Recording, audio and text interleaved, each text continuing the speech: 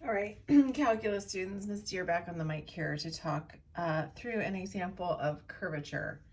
So let's give us a vector valued function. R of t is 2t squared I hat plus t j hat plus 1/2 t squared k hat. This is three polynomials. This is about as simple as they come.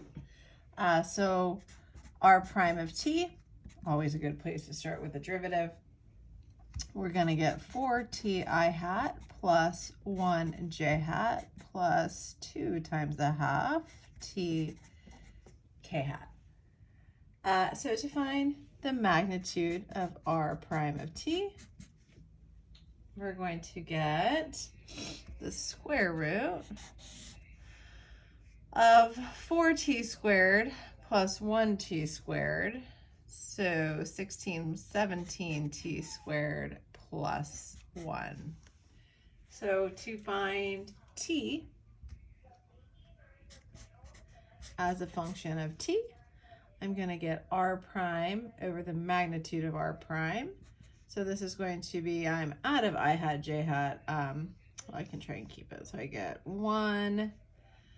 4t over rad 17t squared plus 1 I hat plus 1 over rad 17t squared plus 1 j hat plus t over rad 17t squared plus 1 k hat.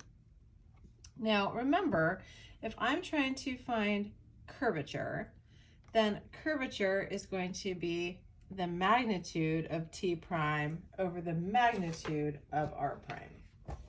So in order to do that, I'm going to have to find t prime of t. And you can probably pretty quickly see that each one of these derivatives themselves is pretty ridiculous. So just looking at this one, I'm going to get, just looking at this piece, to find t prime of t, I need to take the derivative of this. So in terms of I hat, I have the bottom times the derivative of the top. So 4 rad 17t squared plus 1 minus the top times the derivative of the bottom, which is 1 over 2 rad 17t squared plus 1 times 34t all over the bottom squared. Now I can divide 2 into 34 and I get 17. Now I'm going to make a common denominator here so that this can get shoved down to the bottom. So I get 4 times 17t squared plus 1 minus 4t times 17t all over 17t squared plus 1 times 1.5 of them, so to the 3 halves. Now 4 times 17t squared minus 4 times 17t squared just leaves me 4, this is still my screen, over 17t squared plus 1 to the 3 halves I hat. So now I have one component of t prime. Now I need to do the derivative of my j hat component. Well, this one's a lot easier because I can just use my quotient rule, right? So for j hat, this is just 17t squared plus 1 to the negative 1/2. So my negative 1/2 comes down. I get 17t squared plus 1 to the negative 3 halves, all times 34t. So I get negative 34t over 2 times 17t squared plus 1 to the 3 halves. If I reduce this, I get minus 17t over 17t squared plus 1 to the 3 halves j hat. I still need my k hat. Obviously, I've run out of paper here. All right, so for k hat, I have t over rad 17t squared plus 1. So I'm going to take the derivative of this. So I get the bottom times the derivative of the top minus the top times the derivative of the bottom, 34t, all over the bottom squared, which reduces down to, if I multiply these, I get 17t, which reduces. So my k hat component becomes 1 over 17t squared plus 1 to the 3/2. So altogether, t prime of t is 4 I hat minus 17t j hat plus 1 k hat all over 17t squared plus 1 to the 3/2. Now to find curvature, k is the magnitude of t prime of t over the magnitude of r prime of t. So the magnitude of t prime of t, holy moly, let's see what we get.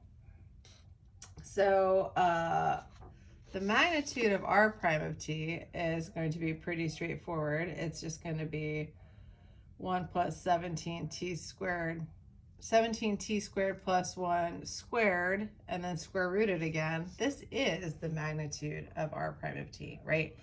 So I have it right here. So then to find the magnitude of t prime, so I already have my denominator, which I have, write it down again. This is rad 17t squared plus 1. I need to find the magnitude of t prime of t.